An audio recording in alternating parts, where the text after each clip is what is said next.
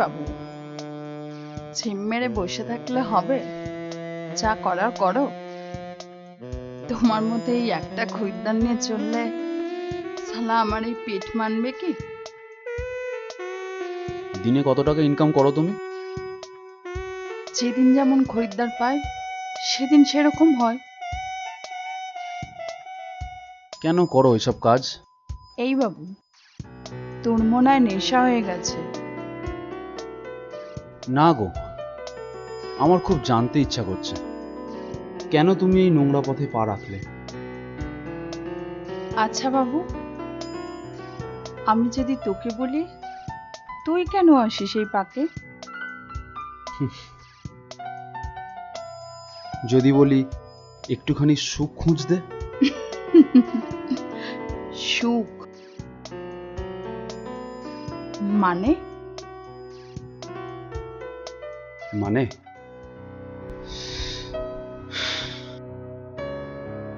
অতীতের হারিয়ে যাওয়া সুখটাকে খুঁজে বেড়াচ্ছি। এই বাবু, তোর কথা শুনে মনে হচ্ছে জীবনে খুব ধোঁকা খেয়েছিস, তাই না? ধোঁকা? ঠিকই ধরেছ, ধোঁকা। এই শোনো, তুমি বাড়িতে বলেছিলে? ওমা, কি বলবো? ওমা, আমার আর তোমার রিলেশনের কথা। ও হ্যাঁ, বলেছি, মা তো জানে। ও বাবিকে ঠিক ম্যানেজ করে নেবে। এই তুমি বলেছো? আমি না গো, আমি না সাহস করে বলে উঠতে পারিনি। ব্যাস হয়ে গেল। তুমি খুব ভীতু। তাই? আমার বীর পুরুষ রে। তবে না তো কি, আমি হলে কি বলতাম জানো? কি বলতে? আমি বলতাম অহনা আমার। তাই? বাবা, এই হাত জনম জনম তোমারই।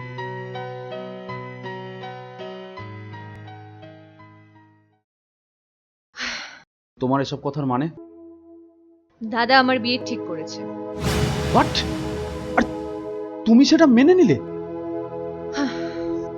আমি অনেক ভেবে দেখলাম আমার পক্ষে তোমার সঙ্গে সারা জীবন থাকা সম্ভব নয় অর্ক। আর আমাদের রিলেশন? অর্ক, তুমি না খুব বোকা। এই যুগে টাকা না থাকলে তার সঙ্গে রিলেশন রাখা যায় না। অহনা, কি আছে তোমার অর্ক? আজকের যুগে ওসব শুকনো ভালোবাসার কোনো দাম টাম নেই। আর দাদা আমার সঙ্গে যার বিয়ে ঠিক করেছে তার নিজস্ব গাড়ি আছে, বাড়ি আছে। তোমার কি আছে? আর আমাদের ভালোবাসা, তার কোনো দাম নেই তোমার কাছে? না, নেই। আগামী 23শে ফাল্গুন দাদা আমার বিয়ে ঠিক করেছে, তুমি অবশ্যই এসো। অহর-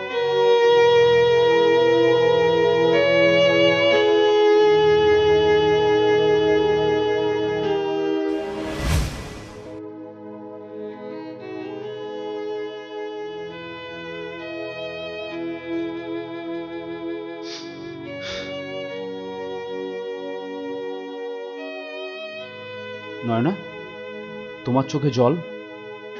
ছাড় না চালা, আমাদের মতো মেয়েদের চোখের জল নেই, তুই কি করবি বলতো?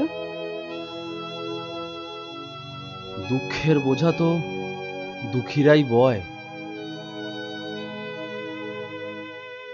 অর্ক বাবু, হ্যাঁ, আমি মাতাল হতে পারি, চরিত্রহীন হতে পারি, বাট আমি এটুকু বুঝি, কেউ ইচ্ছা করে এই পেশায় আসে না।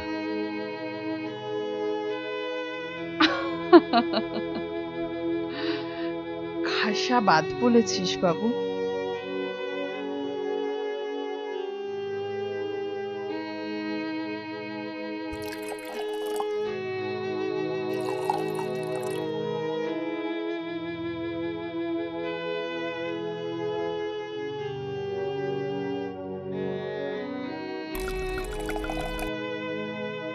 পেশা,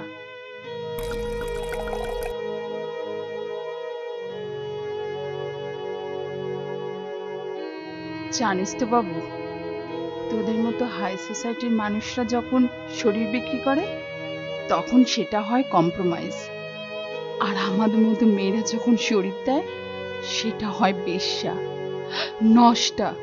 নয়না, আর আমাদের মতো মেয়েদের শরীর বেচা কেনা কে করে জানিস? তোদের মতো ভদ্র সমাজের ভদ্র লোকেরা। এসব কি বলছো নয়না তুমি? হ্যাঁ অর্ক, আমিও তোর মতো কাউকে ভালোবেসেছিলাম, বিশ্বাস করেছিলাম, কিন্তু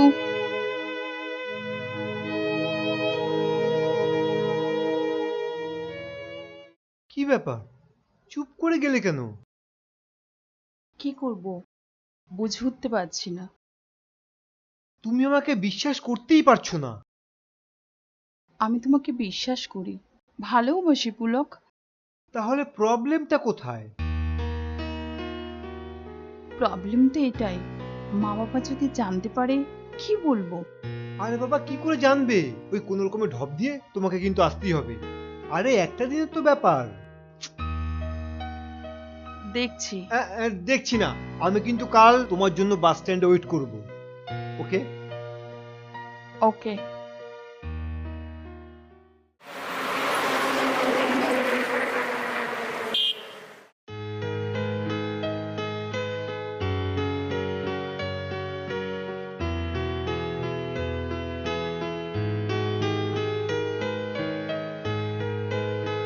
বসো।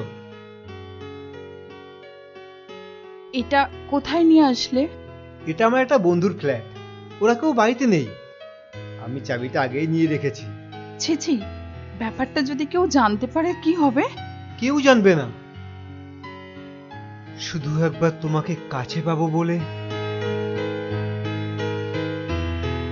পুলক, আমার ভীষণ ভয় করছে।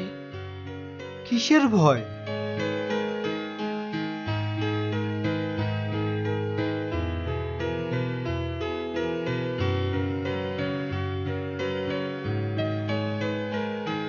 প্লিজ পুলক, যা করার বিয়ের পর করো, এখন কিছু করব না। তুমি কি আমাকে একটু বিশ্বাস করো না? আমার কি কোনো অধিকার নেই? তুমি আমাকে একটুও ভালোবাসো না। বেশ, তুমি যখন আমাকে ভালোবাসোই না, আমি তোমাকে স্পর্শও করব না।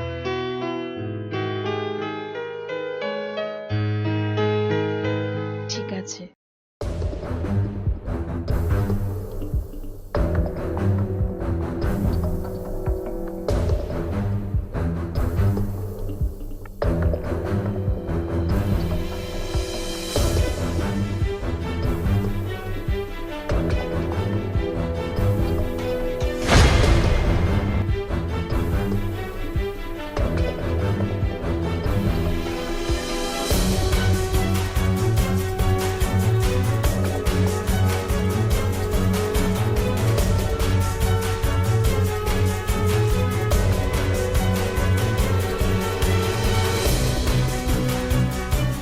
ভাই, হ্যাঁ হ্যাঁ আজই আসছি। হ্যাঁ একদম খাসা মাল। তুমি শুধু আমার পেমেন্টটা রেডি রাখো, ওকে?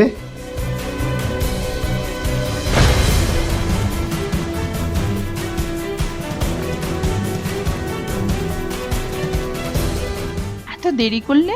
ওসব পরে বলছি, এখন চলো চলো। কোথায় যাব? আগে মন্দিরে গিয়ে বিয়েটা সারবো, তারপর বাসায়। সত্যি তুমি বাসা নিয়েছো? হ্যাঁ, না হলে বিয়ের পর রাখবো কোথায়? চলো। চলো।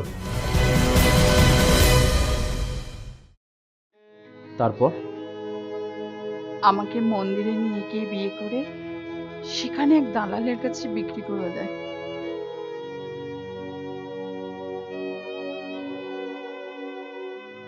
নয়না, বিশ্বাস করে ভরসা করে আমার এই হাতটা তুমি ধরতে পারবে? মানে? আমি আমি তোমাকে ঘর দেব, সংসার দেব। তা হয় না অর্কবাবু, আমি নষ্ট হয়ে গেছি। নয়না, তোমার তোমার শরীরটা নষ্ট হয়েছে, তোমার তোমার মনটা তো নষ্ট হয়নি। অর্কবাবু, নয়না, তুমি কি জানো তোমাদের এখানকার মাটি না হলে আমাদের সমাজের সবচেয়ে বড় উৎসব দুর্গাপুজো হয় না? নয়না, তোমাদের এখানকার মাটি যদি দুর্গা ঠাকুরের পায়ে ঠাঁই পেতে পারে, তোমরা কেন লোকের ঘরে ঠাঁই পাবে না? কেন মানুষের মনে ঠাঁই পাবে না বলো? নয়না, এসো। অর্কবাবু,